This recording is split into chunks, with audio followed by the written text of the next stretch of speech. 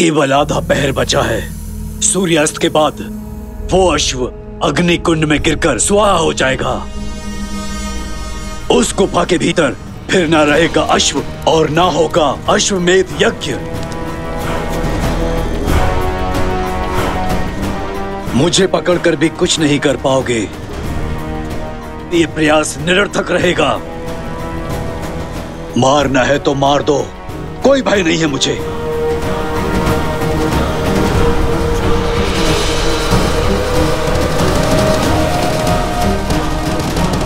आखिरी बार लव कुश को हमने उस गांव में ही देखा था। उसके बाद से ना उनकी कोई सूचना मिली हमें और ना उनकी माता वन देवी का कुछ पता चल रहा है। किंतु एक विश्वास मैं आपको दिलाती हूँ, भगवान वाल्मीकि के इस आश्रम में कोई भी असुरी शक्ति पग नहीं धर सकती। लव कुश दो साधारण से ऋषि कुमारी तो हैं, जिनका मन प्रेम और तन साहस से भरा है। उनसे और उनकी माता से बहुत स्नेह रखते हैं हम सब यहाँ। और वन देवी, वो तो हमें साक्षात माता लक्ष्मी का रूप लगती हैं। आपसे अवश्य कोई त्रुटि हुई है राजकुमार।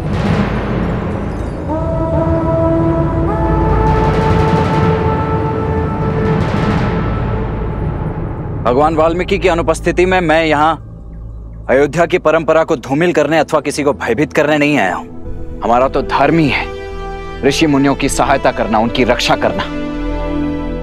मैं स्वयं भी भगवान वाल्मीकि का हृदय से अत्यंत सम्मान करता हूँ, परंतु उन दोनों बालकों ने जो किया है वो राजद्रोह है।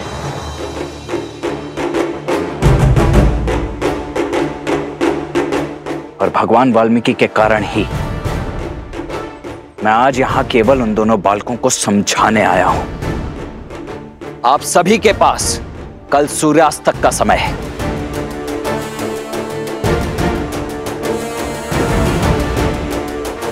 या तो लव कुश को समझाइए, उनकी माता को समझाइए, या इस समस्या का कोई और समाधान खोजिए। क्योंकि यदि कल सूर्यास्त तक लव कुश ने अश्वमेध यज्ञ का अश्व नहीं लौटाया तो उन दोनों के साथ जो कुछ होगा उसका उत्तरदायित्व राजा राम का कदापि नहीं होगा।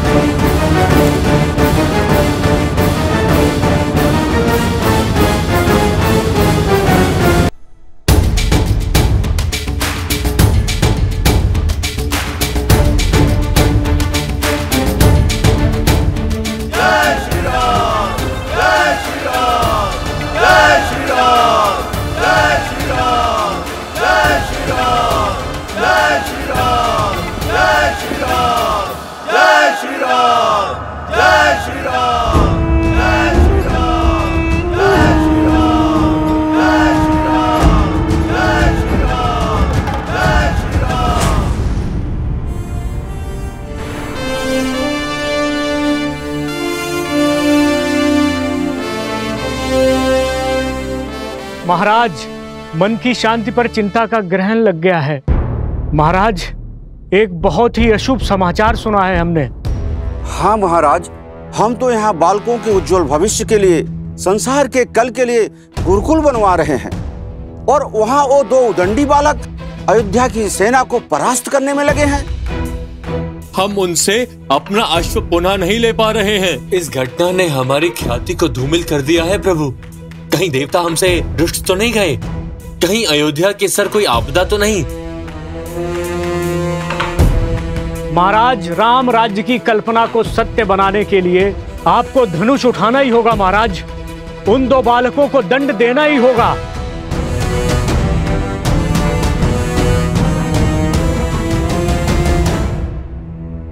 उन दो निर्दोष अबोध बालकों को मारकर क्या सार्थक होगा राम राज्य का स्वप्न? रक्तपात होगी राम राज्य की धुरी। कदाचित आप सबको ज्ञात नहीं कि उन बालकों ने जो कर दिखाया है वो अयोध्या की प्रजा या मंत्रिमंडल को करना चाहिए था। उन बालकों ने फल्गु को स्वच्छ किया, अपने प्राण दांव पर लगाकर प्रसेनी गांव के लोगों को बचाया है, प्रेतग्रस्त नगर को मुक्त किया। वो बालक जो कर रहे हैं रामराज्य की कल्पना के अनुसार कर रहे हैं, और इसलिए मैं घबराया नहीं हूं, बल्कि उत्सुक हूं यह जानने के लिए कि यदि उनकी सोच रामराज्य के साथ है, उनकी सोच मेरे साथ है, तो फिर अश्वमेध यज्ञ के अश्व को चुराने के पीछे का कारण क्या है? किंतु महाराज, यदि उन दो बालकों में इतना सामर्थ्य है तो अयोध्या की ख्याति का क्या होगा?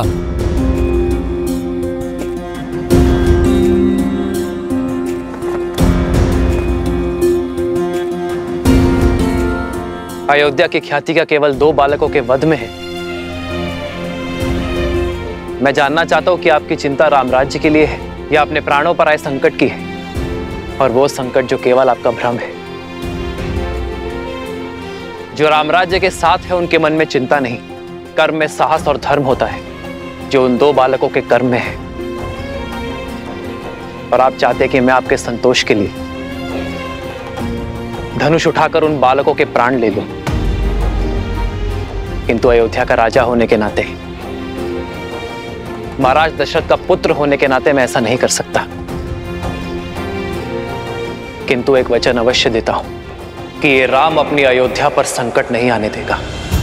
ओ रघुकुल रीत सदा चली आई, प्राण जाए पर वचन न जाई।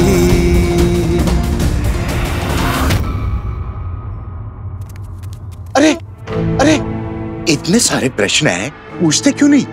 रोको उन्हें। सब कुछ बता तो दिया प्रभु ने, अब क्या ही पूछें। और वैसे भी अपने भय से घिर के ही तो यहाँ आए हैं। हाँ, कितने स्वार्थी हैं हम लोग, कितना बड़ा पाप करने चले थे, अपने महाराज पर संदेह कर रहे थे। और जब प्रभु आए थे तुम दोनों कहाँ थे? और तुम दोनों हो कौन? कौन हो तुम दोनों? कौन है ये? अरे फिर से दौरा पड़ गया, दौरा पड़ गया।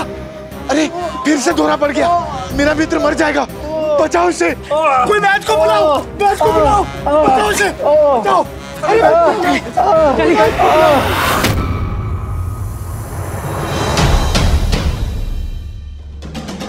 देख के रहे हैं भैया, चलिए वध कर देते हैं इसका। नहीं कुछ छोड़ देते इसे। छोड़ देते हैं? यदि छोड़ दिया तो ये तो पुनः भाग जाएगा। पुनः इसे पकड़ने का समय नहीं है हमारे पास। इसने कहा था ना, बस आधा पहर ही शेष है। यदि अश्व को कुछ हुआ तो फिर अश्वमेध यज्ञ का क्या होगा? लो, बल बुद्धि के ज्ञाता श्री राम के भक्त हनुमान जी से चूक हो गई। कैसी चूक? अभी तो इन्होंने कहा कि इन्होंने अश्वमेध का अश्व कहाँ छुपाया है। अरे कब बताया? अभी तो कहा था इन्होंने, आपने नहीं सुना? मैंने कब बताया?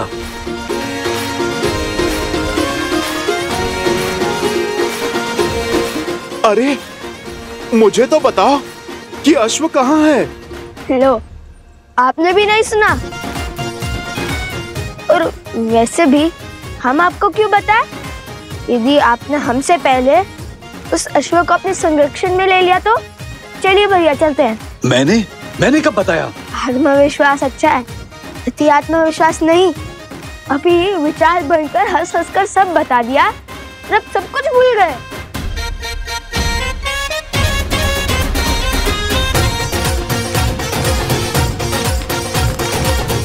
ये तो उचित दिशा में जा रहे हैं।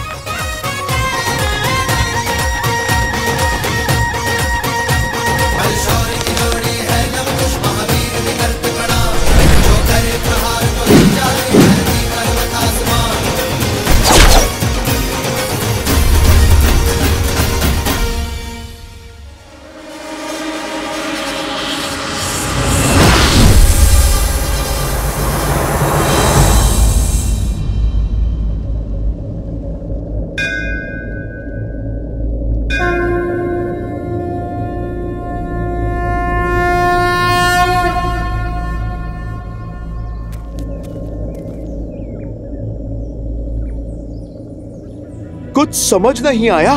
उस सर्प ने अश्व का मार्ग कब बताया? अभी तक बताया तो नहीं, किंतु अब वो स्वयं हमें वहां तक ले जाएगा। हम दौड़े तो उसी दिशा में थे जिस दिशा में गुफा थी। आपको कैसे पता? जब वो अश्व और गुफा की बात कर रहा था, तब बार बार एक ही जगह पर देख रहा था। उसने देखा और हमने ध्यान दिया, और उसे यही चिंता सता रही है। देख लेना, वो उस स्थान पर अवश्य जाएगा और हम उसका पीछे करेंगे और पकड़ लेंगे। उत्तम, अति उत्तम। जब प्रभु श्री राम को पता चलेगा कि उनके पुत्र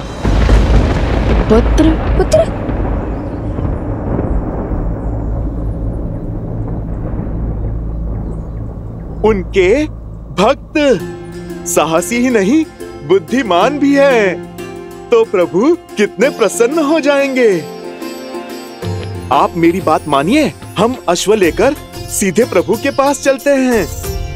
पहले अश्व पकड़ ले, फिर शेष बातें बाद में निश्चित कर लेंगे।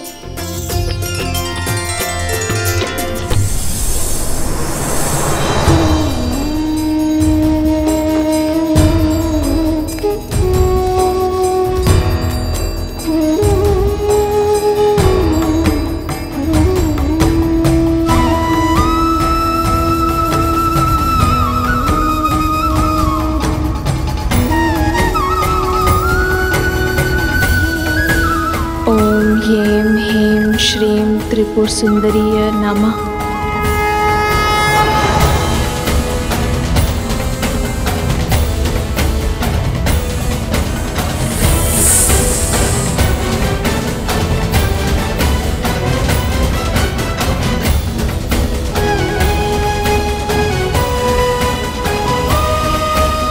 ओम ह्रीं ह्रीं श्रीं त्रिपुर सुंदरीय नमः।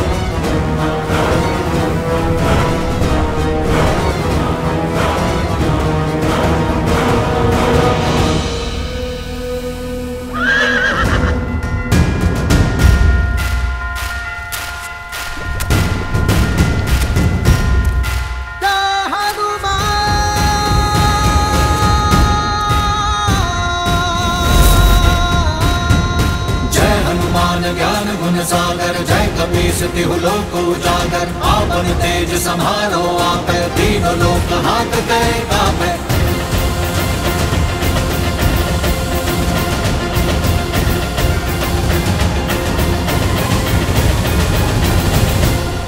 हमें यहाँ तक पहुँचाने के लिए कोटि कोटि धन्यवाद।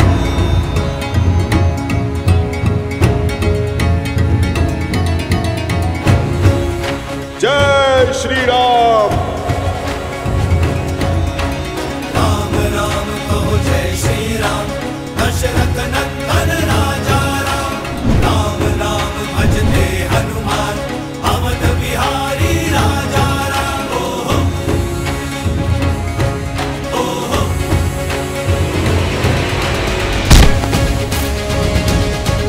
ओहो।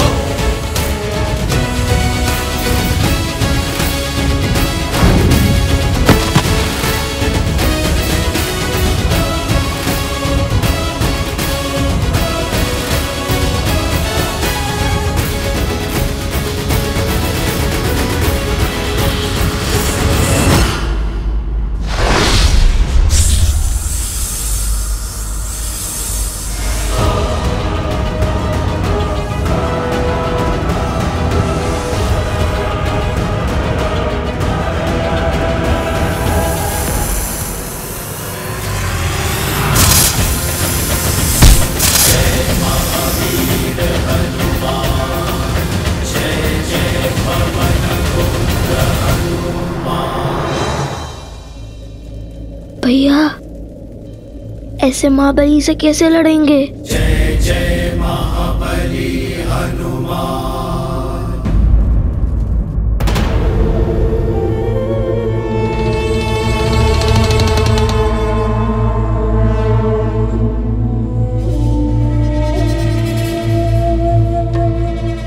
सागर की ये शांति सामान्य नहीं लग रही महाराज। ये विध्वंस से पहले की शांति है बानासुर। कुछ ही क्षण में शुभ समाचार मिल जाएगा।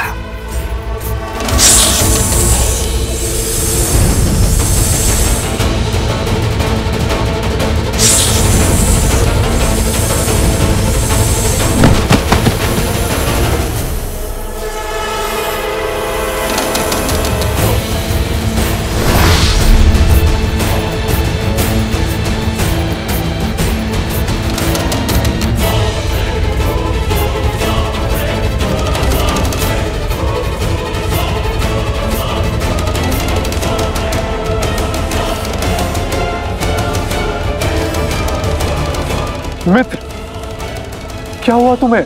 हनुमान जी लवकुश के साथ अश्व तक पहुंच चुके।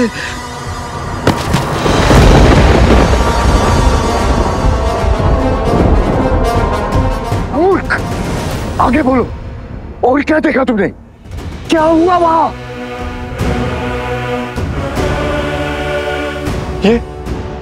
ये कैसे हुआ? वो लोग अश्व तक कैसे पहुंचे?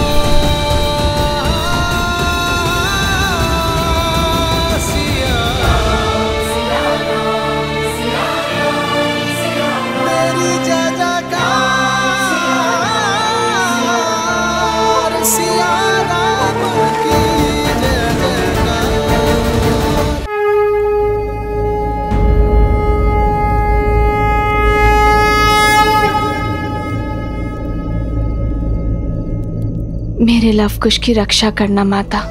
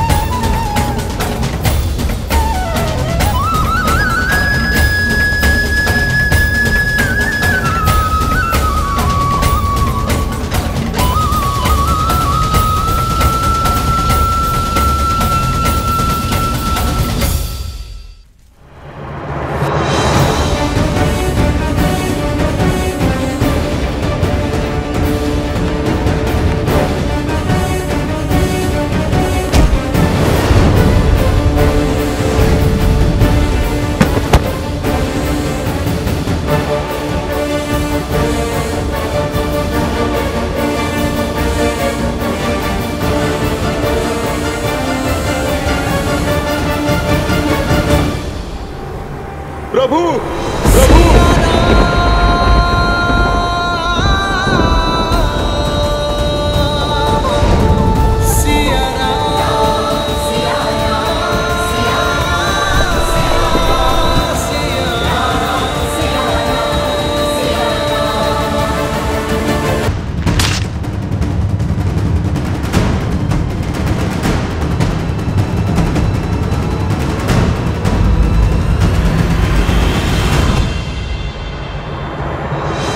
संकट ते हनुमान छुड़ावे, मन क्रम बचन ध्यान जो लावे। सब पर राम तपस्वी राजा, तिनके काज सकल तुम साजा।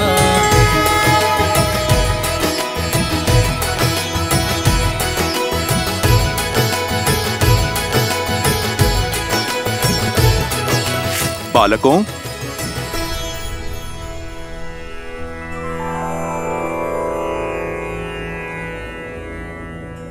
बालकों, अब परिस्थिति उलझ चुकी है। बताओ, स्वयं अश्व मुझे सौंपोगे या? देखिए, हमारा लक्ष्य नहीं ये अश्व है और न ही कोई युद्ध। हम तो केवल माता सीता और प्रभु श्री राम को एक करना चाहते हैं, उनसे प्रश्न पूछना चाहते हैं, उनके इस निर्णय का आधार हम जानना चाहते हैं। और यह अश्व उद्देश्य पूर्ति का साधन बना है, तो इसे तो हम किसी को भी नहीं सौंप सकते। तो आप लोग मुझसे युद्ध करोगे? आपसे लड़कर हम ये अश्व तो छुड़ा लेंगे, किंतु क्या आपकी इतनी सहायता का हम उपकार चुका पाएंगे? इसलिए हमें मध्य का मार्ग चुनना चाहिए। मेरे भैया का अर्थ है कि कोई ऐसा मार्ग चुने जिससे शस्त्र भी ना उठाना पड़े और हमारा उद्देश्य भी पूरा हो जाए। मेरे विचार तो मेरे प्रभु की भांति बिल्कुल सीधे और सरल हैं। प्रभु श्री राम का नाम जपता हूँ, सीताराम की जय जयकार लगाता हूँ। मुझ में इतनी बुद्धि कहाँ कि मैं आप दोनों के प्रश्नों का उत्तर दे पाऊं। आप दोनों तो बल और बुद्धि का अद्भुत संगम है। आप ही निकाल दीजिए कोई मार्ग। अद्भुत तो आप हैं हनुमान जी। अंततः सिद्ध कर ही दिया ना कि बल बुद्धि के दाता आप ही हैं। बड़ी ही चतुराई से स्वयं को हमारे प्रश्नों की तकलीफ से बचा लिया, तो सोचना पड़ेगा।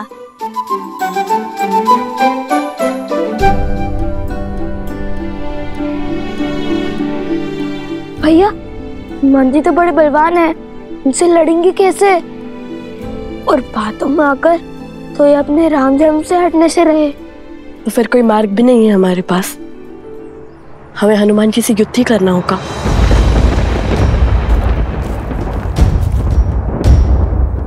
तो आप लोग कहिए, क्या विचार विमर्श हुआ?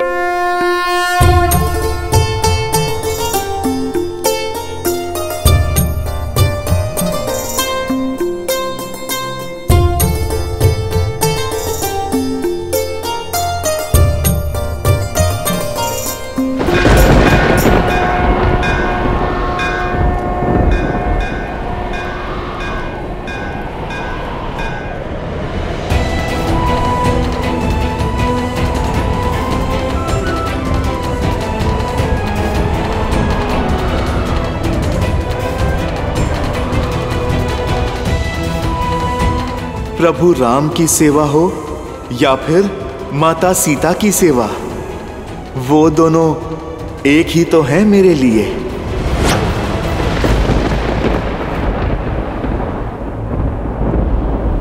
हम जानते हैं कि आप माता सीता के कितने समीप हैं। अपना पुत्र माना है उन्होंने आपको, किंतु उनकी सुचिता के लिए, उनके सम्मान के लिए हमें आपसे युद्ध करना ही होगा।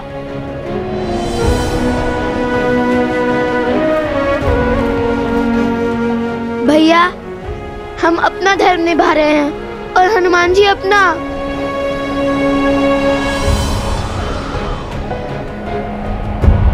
संसार हर क्षण हमारे सामने एक नई चुनौती लेकर आता है, और उस समय धर्म के लिए, कर्म के लिए जो कार्य हमें करने पड़ते हैं वो कठिन अवश्य होते हैं, किंतु अनिवार्य होते हैं। धर्म की डगर सरल नहीं होती पुत्रों, इसलिए अपना धर्म निभाते समय ना ही आंखों में आंसू लाना और ना ही आंखें नीची करना। यही मंत्र है उनका जो मेरे तुम्हारे आराध्य हैं। वो मंत्र है प्रभु श्री राम का। और मेरा धर्म स्पष्ट है, अश्व की रक्षा।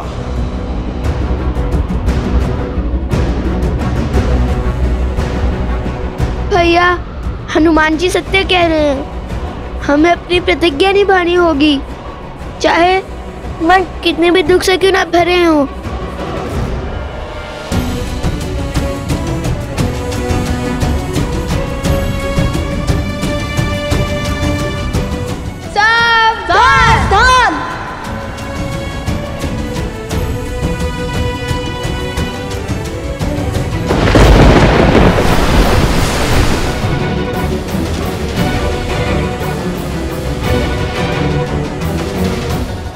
आगे बढ़ो बालकों, आपके ये बाण मेरा नाश नहीं बल्कि धर्म का प्रकाश सिद्ध करेंगे।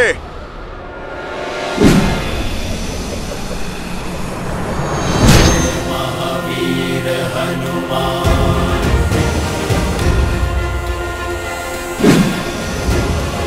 जय जय महाबली हनुमान।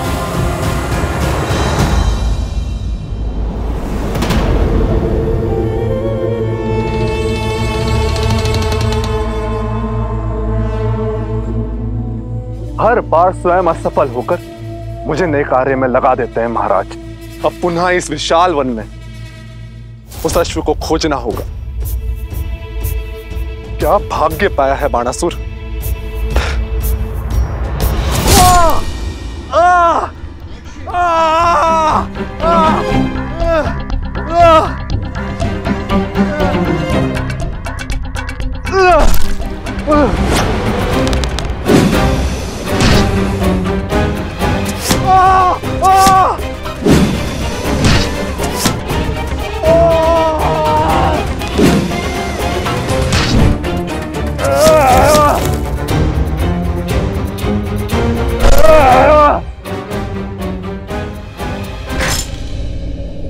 बजरंग बली हनुमान, जय जय महाबली हनुमान। बचाइए महाराज,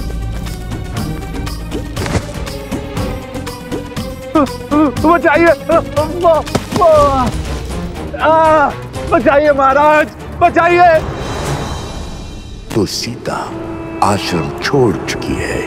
अद्भुत, अति अद्भुत।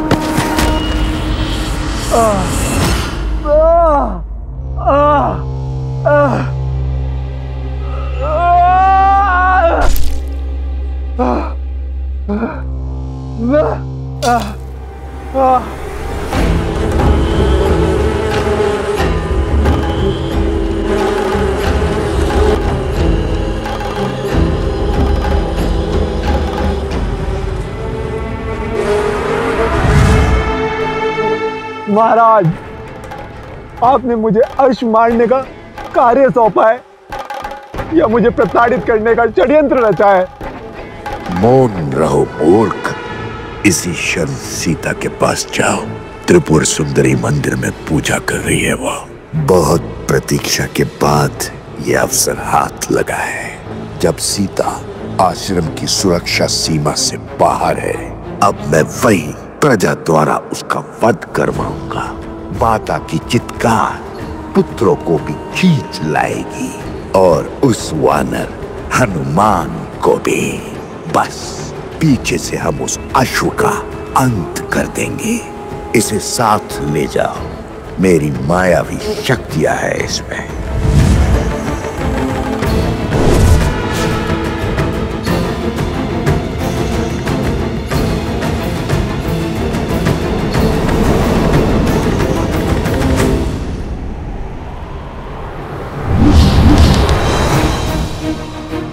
भैया, हमारे सारे अस्त्र व्यर्थ हो गए। इनसे लड़ना असंभव है।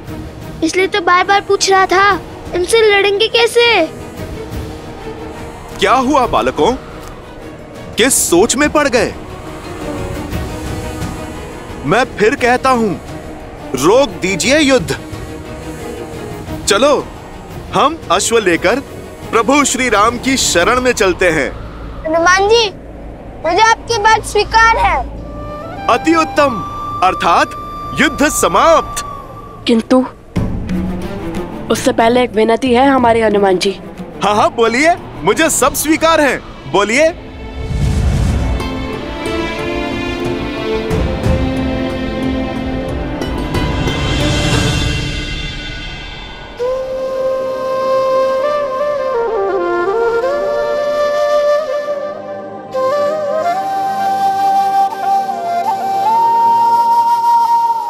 सुनो हनुमत श्री राम दुलारे, तुम किए काज प्रभु के सारे। फिर क्यों बने इस काम में बाधा, राम सिया हित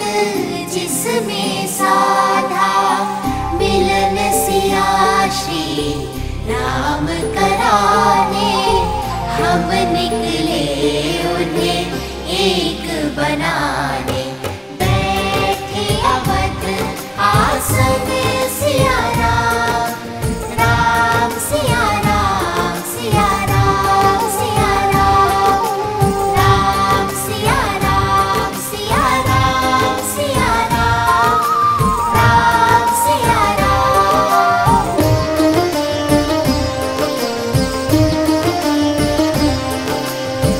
जिस कारण तुम भटके वन वन, सागर लांग किए युद्ध दशानन, जिनका मिलन ही चीर दिखाया, जिनके बिना संसार है माया, उनका मिलन ही लक्ष्य है अनुपम, बन के सहायक कर दो समर्पण, ये ही सच्चा राम का काम। राम सिया राम, सिया राम, सिया राम, राम सिया राम, सिया राम, सिया राम, सिया राम, राम सिया राम, सिया राम, सिया राम।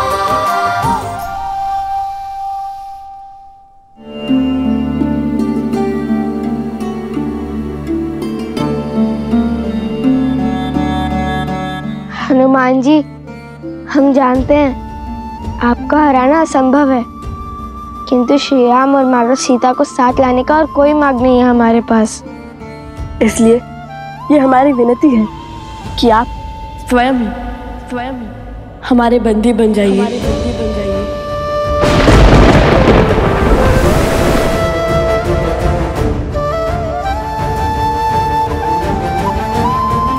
बालकों, तुम दोनों ने सिद्ध कर दिया कि बल के साथ ज्ञान और विनम्रता हो तो सब कुछ संभव है।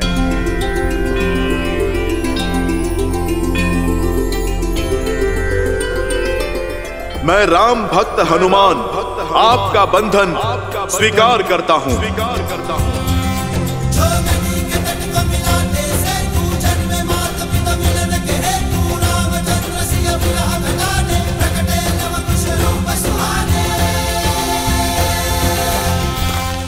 क्षमा कीजिए हनुमान जी। क्षमा? हाँ, क्योंकि आप केवल माता सीता और प्रभु श्री राम के ही नहीं, अपितु इन लवकुश को भी प्राणों से प्रिय है, और किसी प्रियजन को बंदी बनाने से बड़ा और कोई आघात नहीं।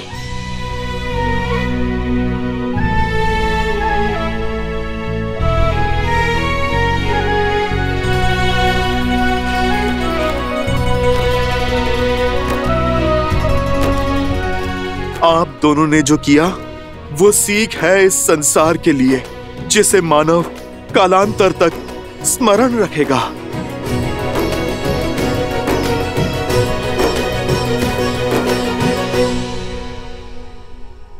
जय श्री राम। मंगल भवन अमंगल हारी, द्रवहु सुदशरथ अजर बिहारी।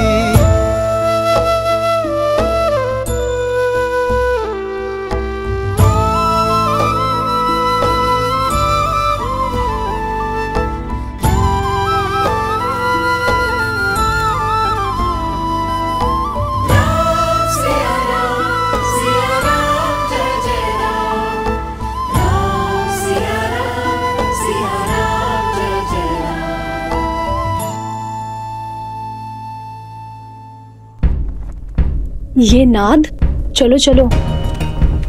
अरे अभी मेरी पूजा शेष है। पूजा बाद में संपन्न करना, अभी चलो यहाँ से।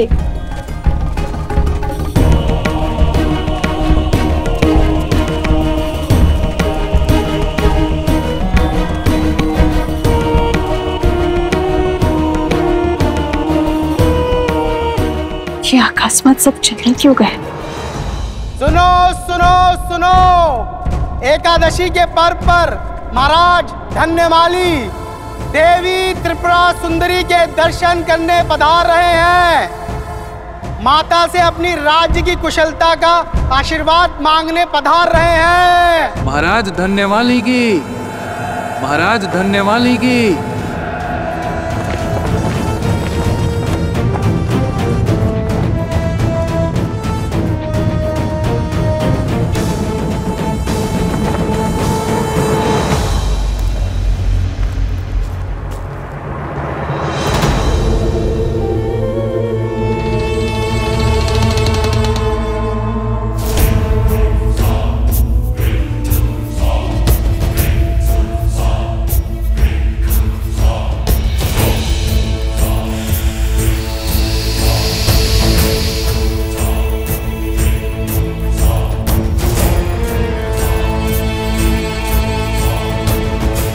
इस पात्र के प्रताप से अब ये राजा और उसकी सेना माता त्रिपुरा सुंदरी का नहीं, महाराज सहस्त्रमुख रावण का आशीष पाएंगे।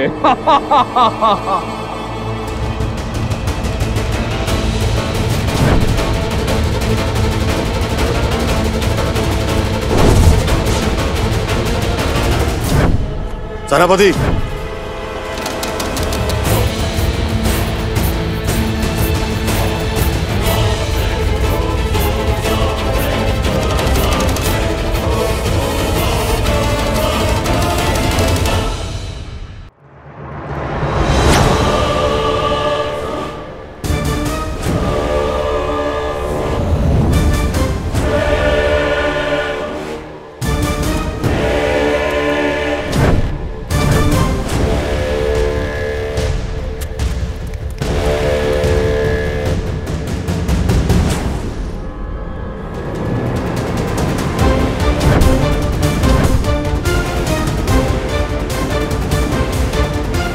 स्त्री उठो, हमारे महाराज देवी की पूजा के लिए पधार रहे हैं। इस समय कोई साधारण व्यक्ति इस प्रांगण में नहीं बैठ सकता।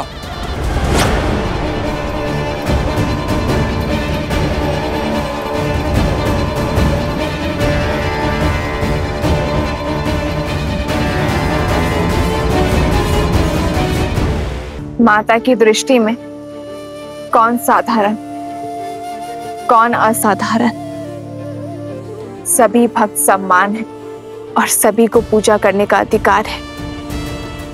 अभी मेरी पूजा संपन्न नहीं हुई है। जब मेरी पूजा संपन्न होगी तभी उठ सकती हूं मैं। अच्छा, एक साधारण सी स्त्री होकर हमसे तर्क वितर्क का दुस्साहस।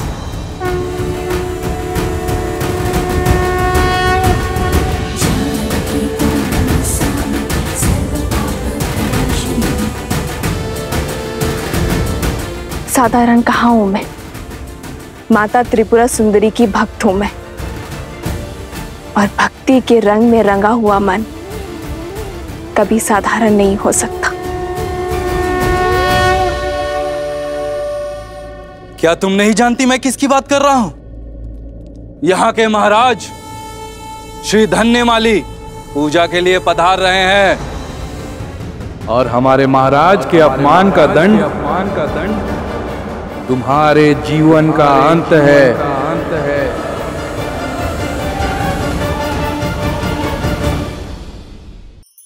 धार्मिक वीडियो सबसे पहले देखने के लिए हमारे चैनल को सब्सक्राइब करें और बेल आइकन दबाएं।